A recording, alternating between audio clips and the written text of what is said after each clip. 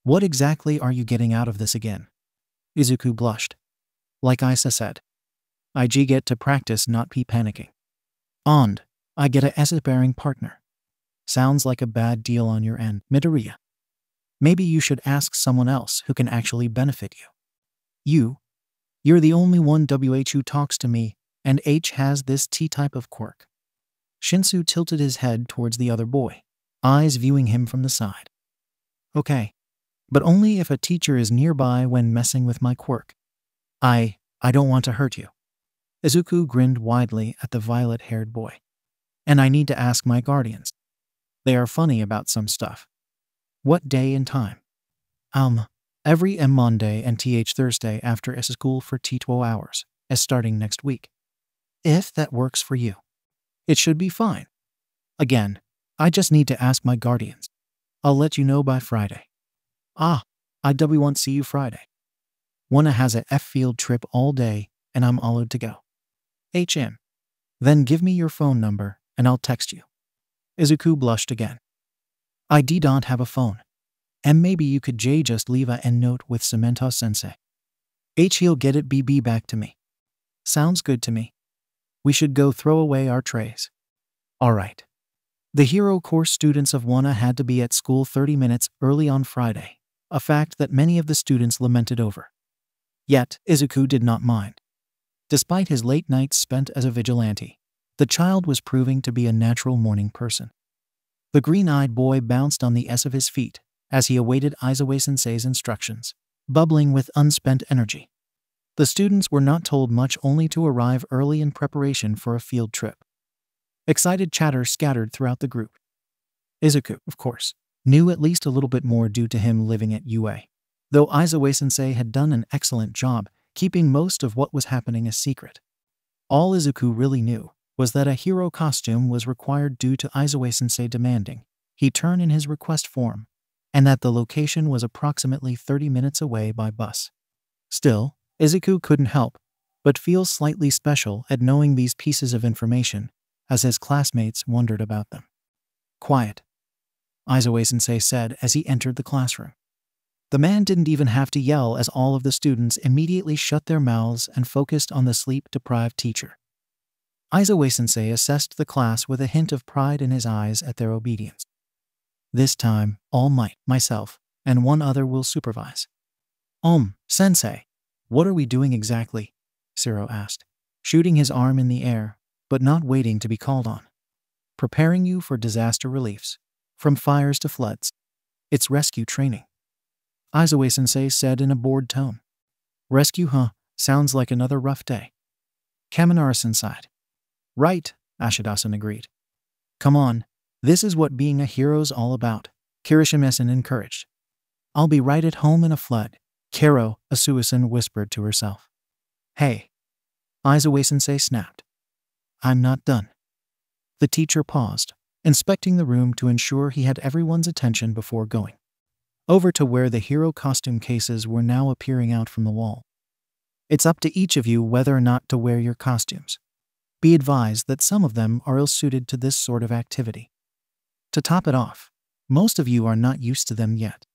Suit up at your own risk. The class sat frozen, awaiting further instruction. At the rise of Aizawa-sensei's brows, the class moved into action. Izuku went up to his teacher once the class had exited the room to change. I thought you said I had to have a CC costume. Izuku accused. You do.